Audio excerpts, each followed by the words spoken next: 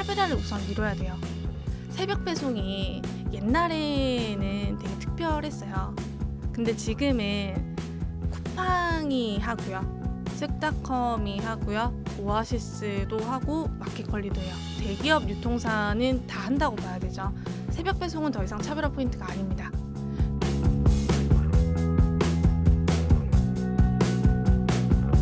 코로나19가 발생을 하면서 굉장히 핫했던 분야가 온라인 신선식품이었죠. 근데 저희가 여기서 생각을 한번 해봐야 되는 거는 이 트렌드가 단기 트렌드인가 혹은 지속될 것인가를 먼저 좀 고민을 해봐야 될 것 같아요. 만약에 이게 단기로 끝나는 트렌드라고 가정을 하면은 주가 측면에서는 회사를 계속 볼 필요가 없어지겠죠. 근데 만약에 이게 중장기적인 트렌드라고 하면은 상장사든 비상장사든 지속적으로 관심을 가지는 게 맞을 것 같고요. 근데 우선 여기서 답변을 먼저 말씀드리면은 신선식품 같은 경우는 중장기적인 트렌드로 보시는 게 맞을 것 같습니다. 코로나19가 끝나도 이제 앞으로도 계속 온라인 식품 구매에는 지속될 가능성이 굉장히 높은 카테고리로 보시는 게 맞을 것 같아요. 그래서 우리나라 같은 경우는 20년도로 보면은 이제 올해 코로나가 끝나고 이제 20년도 마감을 했을 때 전체 시장 침투율은 한 33% 정도 됩니다. 그럼 10명 중에 3명은 온라인으로 구매하시는 거예요. 근데 여기서 자동차를 빼게 되면은 37%죠. 저희가 사이보그 세계가 되지 않는 이상은 5대5를 넘어가긴 힘들겠죠. 그럼 침투율이 어느 정도 높아진 거고, 근데 식품을 한번 보면은 식품은 20%입니다. 여전히 갭이 있는 카테고리예요.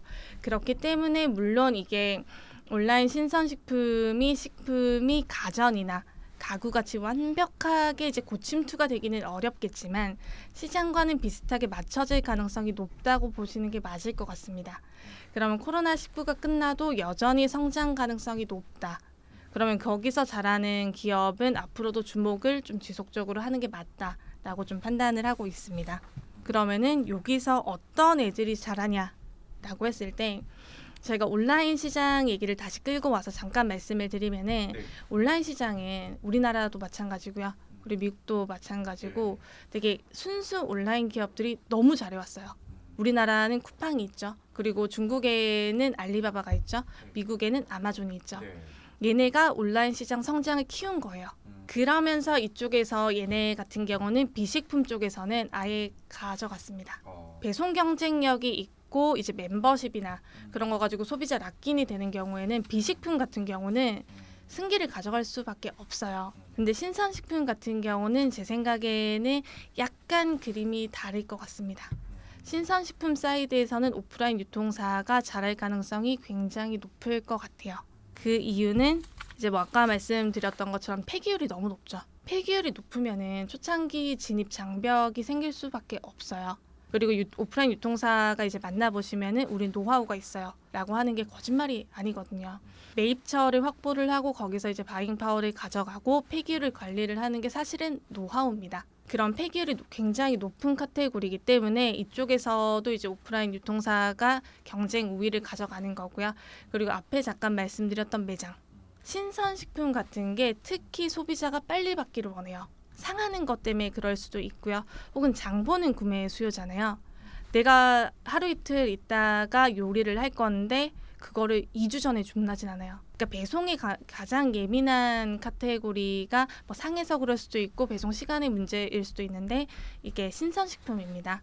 그럼 매장을 가졌을 때는 말씀드린 것처럼 빠른 배송을 효율적으로 대응이 가능하죠. 그렇게 봤을 때 만약에 순수 온라인 기업, 오프라인 기업으로 구분을 하게 되면은 오프라인 기업이 신선식품을 잘할 가능성이 굉장히 높습니다.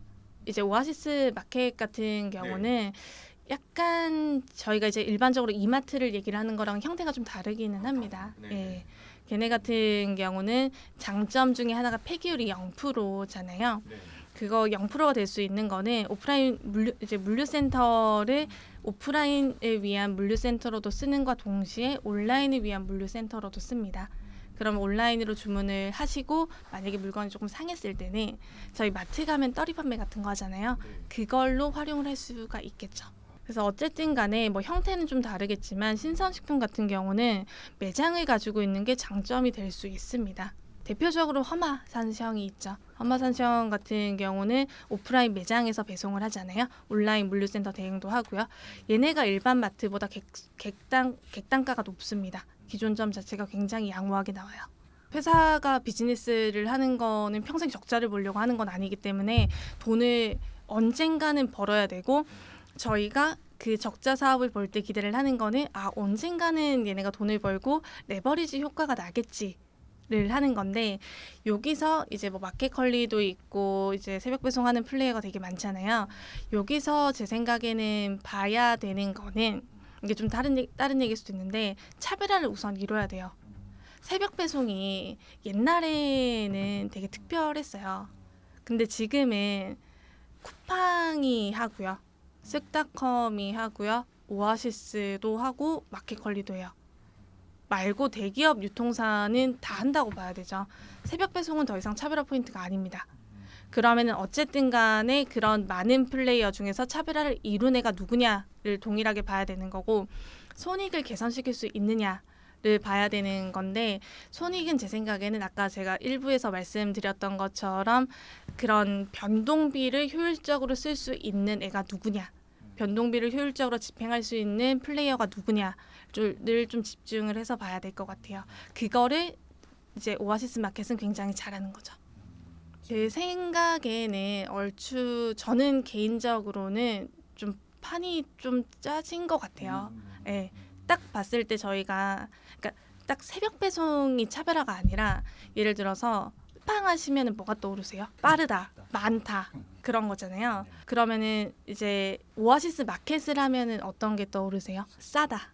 싸다죠. 그러면은 이제 마켓컬리 하면 뭐 어떤 게 떠오르세요? 보통 이제 마켓컬리는 새벽 배송의 이미지가 굉장히 강하죠. 근데 배송은 이제 차별화 포인트라기보다는 이제 다양화되는 배송 중에 하나고요. 쿠팡은 약간 달라요. 왜냐하면 쿠팡은 모든 배송을 다 하기 때문에 얘는 차별화가 될 수 있는데, 새벽 배송 많이 차별화가 되는 거는 더 이상은 아닙니다. 그거 말고 자체적인 경쟁력이 있냐 없냐를 봤을 때 제 생각에는 이제 참여 플레이어들 간의 색깔이 조금씩 나오기는 하는 것 같아요.